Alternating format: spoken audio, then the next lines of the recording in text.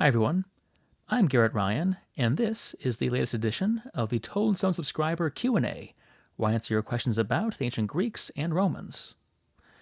To get right into it, our first question from MedMax is, did Romans hang out at the beach? They did. During the spring and summer months, wealthy Romans flocked to the shore, above all on the Bay of Naples. Baiae, the Sin City of the ancient world, was especially popular.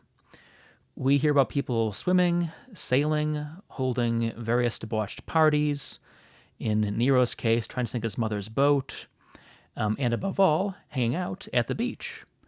One of Seneca's works has this wonderful analogy about children building sandcastles on the beach.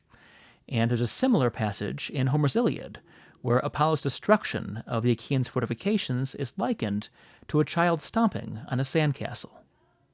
Our next question, submitted by 69 Wavy Davy, is, if I stubbed my toe on a Roman milestone, is there any legal descendant of the empire I could still sue? Bravo, Wavy Davy. This is a good one. Now, first of all, in ancient Rome, this sort of thing wouldn't fly. The Romans were litigious enough, but it seems from Roman tort law that any person suffering damage from an accident had to bear that damage himself. This is about 2,000 years before the coffee is hot warnings on McDonald's coffee cups. But your question is really, is there someone I could sue now if such an incident happened? And I think if we're creative enough, we can find something. Now, in direct political terms, of course, the barbarians have complicated your problem because there is no longer any Roman Empire left to sue. But there are various heirs who are more or less liable, one supposes. Now, the last Roman emperor was Constantine XI, who died, or rather was killed, in 1453 during the Ottoman sack of Constantinople. Now, Constantine left several nephews who escaped to Europe, and one of these, Andreas Palaeologus, was widely considered, at least by himself, to be the last heir of Byzantium. He sold his title twice, first to the King of France, and the King of Spain. But when he died in 1502, drunk, dissolute, and admired by none, he was widely regarded as the last heir of Byzantium.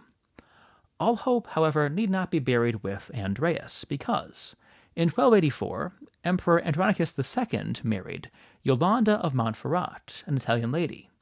One of their sons returned to Italy to become Marquis of Montferrat, and although their line died out some centuries later, they left many collateral descendants, among whom are the House of Savoy, aka the Italian royal house.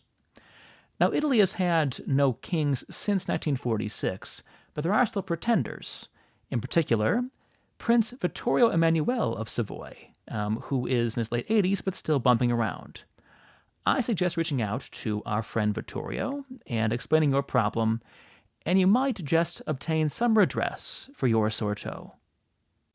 Our next question, from Mark Kavanaugh, is, why do classical paintings seem so much less realistic than classical sculpture?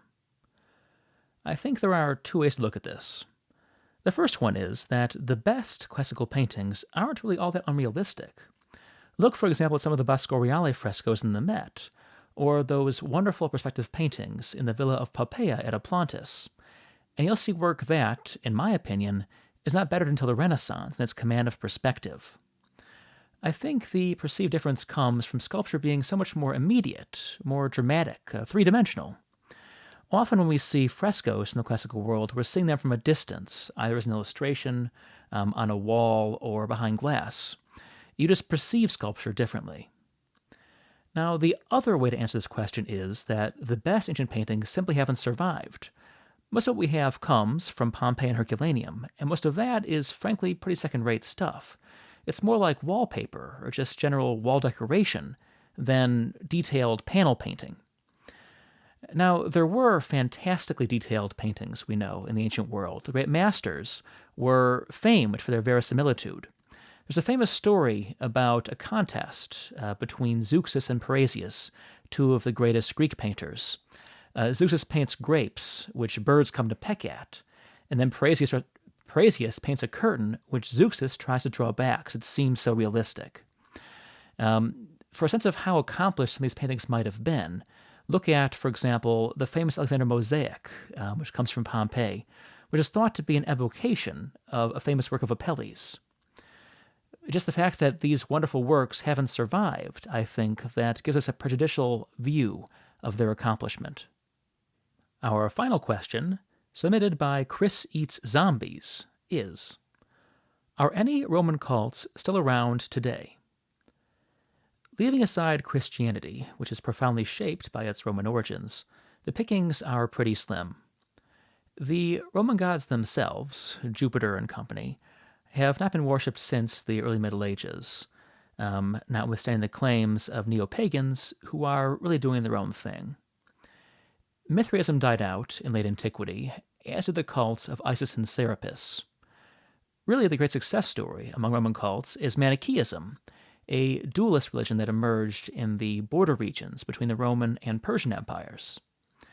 Stamped out of the Roman Empire by savage persecution in the 3rd and 4th centuries, it spread widely in Central Asia and eventually into China.